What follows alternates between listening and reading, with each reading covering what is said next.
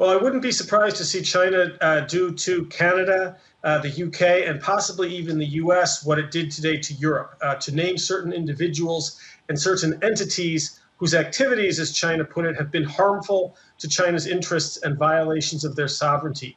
You'll notice that under Xi Jinping, it's become a signature diplomatic move that China will mirror and amplify whatever is done to it in the way of sanctions, or if we look at, in the case of, say, trade and the imposition of tariffs, they mirrored American trade. After Meng Wanzhou from Huawei was arrested in Canada, they arrested 2 Canadians. So they mirror and amplify. So I think we should look for more of that from China. And this has, as far as we can tell, strong support from the Chinese people.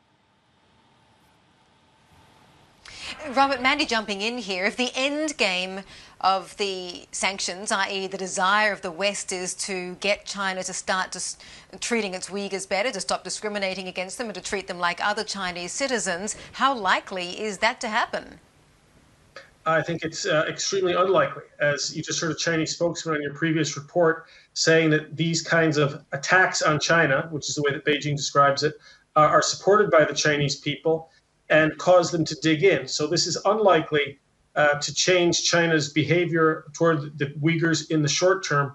What it does do is in the long term, it puts China on the defensive in terms of the global values competition.